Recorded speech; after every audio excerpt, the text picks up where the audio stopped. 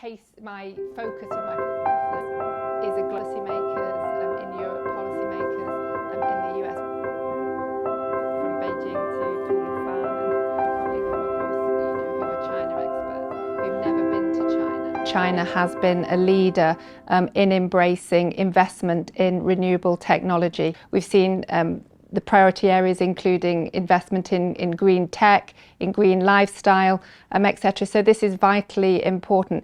We've also seen recent announcements, I think for North China, where we've seen the announcement around a renewable energy program for infrastructure. So this is very important for North China, given that there's such a dependency on coal in that region. So this move to investing in renewable infrastructure is very important.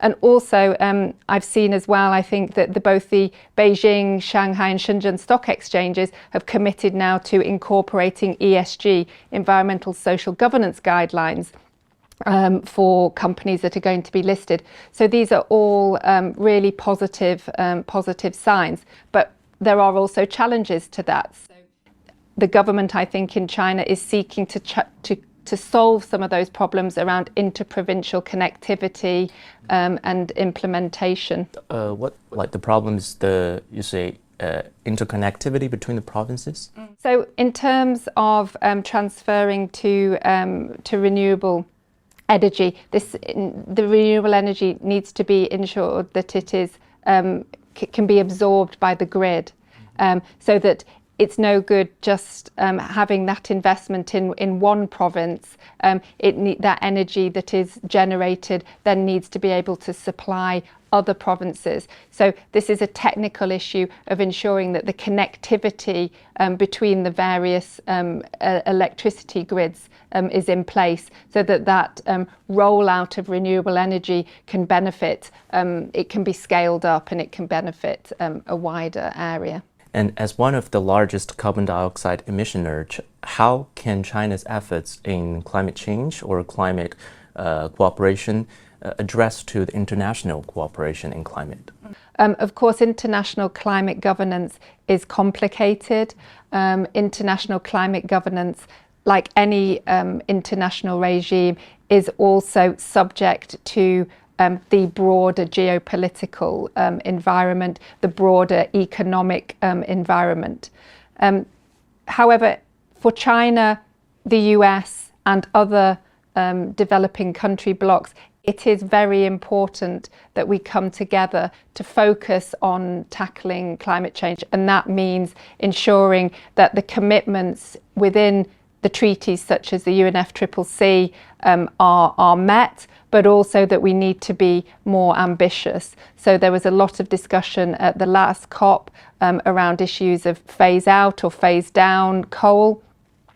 So we need to be more ambitious there, and that commitment to phasing out coal, But then also, for me, climate governance is not just about the UNFCCC. This is also about governance and leadership on the other Rio conventions, such as the United Nations Convention on Combating Desertification and the UN Convention on Biodiversity. And I know that China also has paid great attention to the Convention on Combating Biodiversity, as it was the previous COP for that was held in Kunming. But all of these together is a way that the world needs to come to tackle some of these major environmental degradation issues, including climate change, because actually climate change is just one of the broader environmental challenges that the world is facing.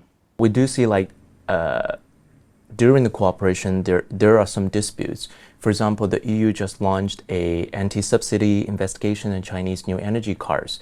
So how do you see this kind of investigation? I mean, it is inevitable that trade disputes do have the potential to spill into climate governance. And this is where we need very strong leadership from respective country governments, because it is vitally important that those trade disputes don't spill into the ambitions that countries have for tackling climate change.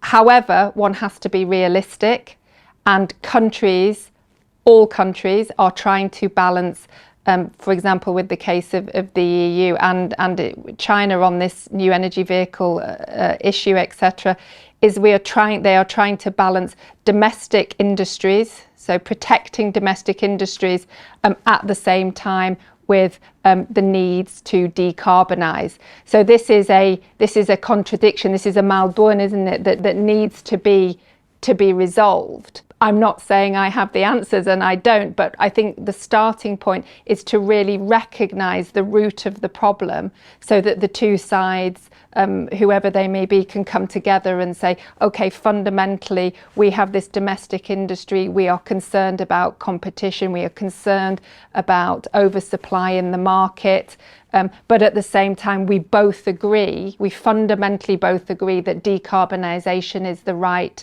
thing to do and is what's needed.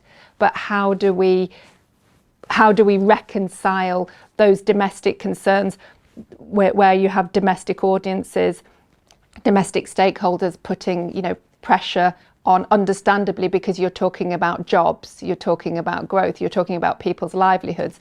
So this has to be considered and has to be balanced. So the Adapting to Climate Change in China project was a large-scale climate risk project. The idea of the project was to work with Chinese institutions, particularly the National Development and Reform Commission, but also other scientific agencies in China, such as the China Meteorological Association and other think tanks across China, to help gain better understanding of how China might adapt to climate change. This was across a range of sectors such as agriculture, water, tourism, health. So there was cooperation between the UK and Switzerland and the Chinese side to work on developing risk and vulnerability assessments to better understand the biophysical and social risks China might be facing from climate change, and most importantly then how to build policy, how to build strategies, how to build plans to mitigate those risks.